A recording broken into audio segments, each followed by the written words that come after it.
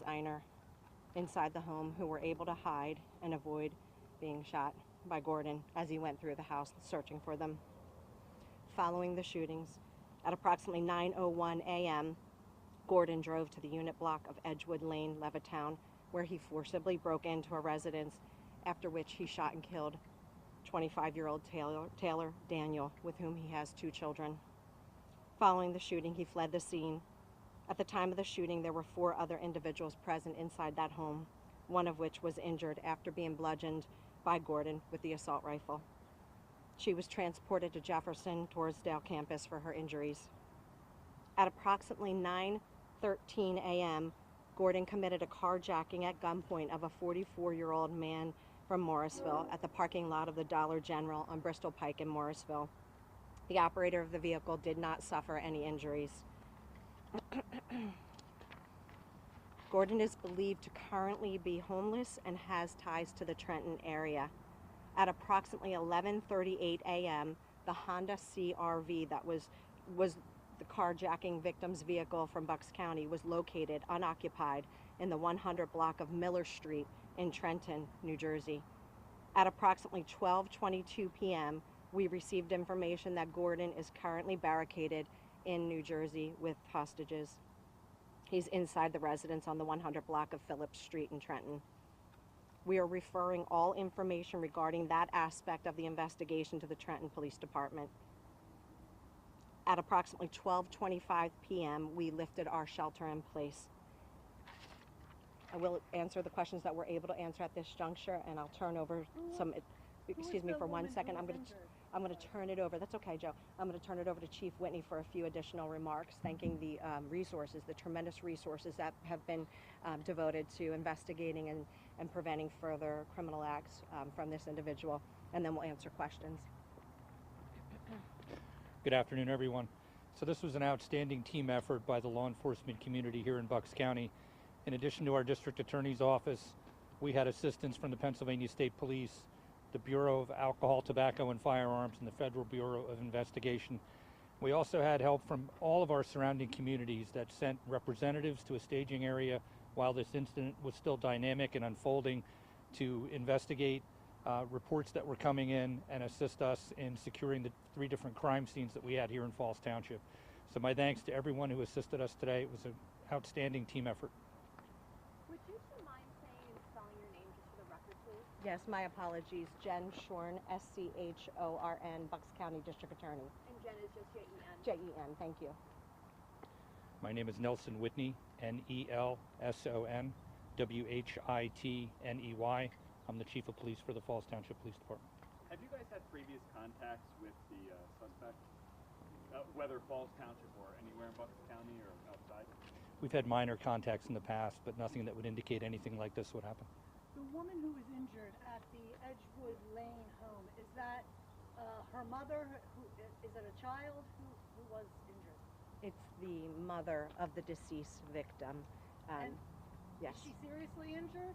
We don't believe that the injuries are serious. However, there may be serious bodily injury, but we expect that she'll recover from those injuries. Where were the children? The children were present when the shooting happened. Is there anything you know about the motive? Why he carried this out? Obviously, we can't speak to that at this juncture. There was one minor who was hiding in that first location? Yes, you know, several of the family members at the first residence were successful in being able to hide from the shooter. One of them is a minor who's 14 years old. Could you share how many people were hiding? There were 3 individuals in the residence who were in hiding. Could you explain the relationship? Just generally speaking, they were all family. So the other child was hiding 13 or 14?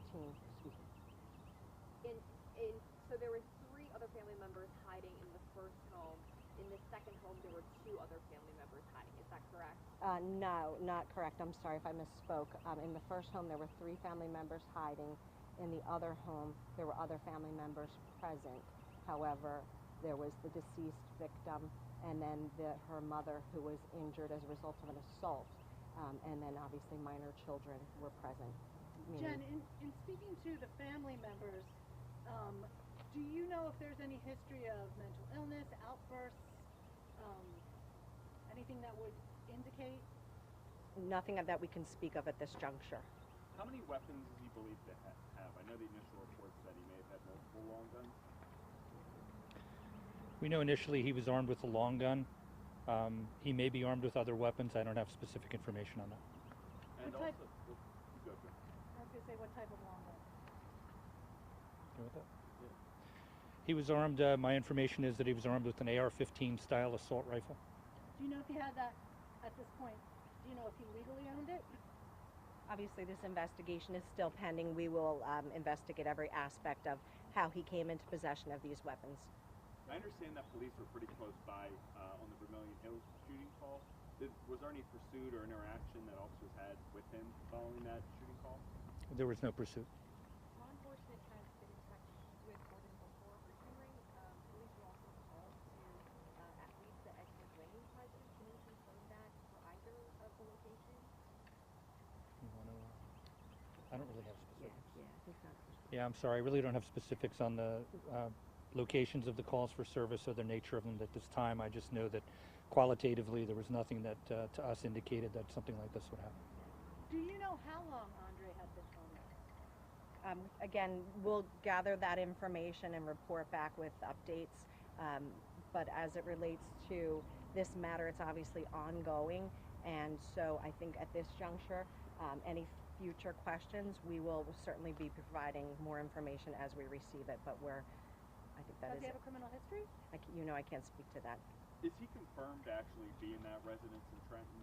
That's been confirmed. And is that his, or I guess he's homeless, but do we know whose home that is? Is it a relative's home? We understand he has ties to that home and believed to be family ties to that home. And how many residents are currently in there with him? I can't speak to that at this juncture. Obviously, this is an ongoing situation. And how long was the shelter in place for? Do you know approximately how many hours? It was approximately 3 hours, About I would 3 say. hours. Yeah, about 3 hours. And to which towns or townships did that extend? We put that out just for our community here in Falls Township.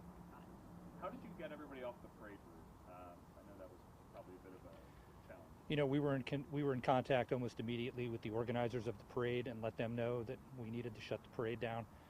We also had officers go up and down the roadway and warn people to go back to their homes. Do you have a message for community members who received that emergency alert today, the cancellations, obviously the neighboring community to close down businesses, that's in place as well? I would say that we certainly appreciate that everyone took that seriously. It was a dynamic situation at first. We weren't sure where the actor was or where he was going to end up, so out of an abundance of caution, we wanted to keep everybody safe, and I think the community did a great job in honoring that. Can you spell the victim's names? Sure, we'll provide that to you if you don't mind off the record. Okay. Thank you. I appreciate your time. Thanks, everybody.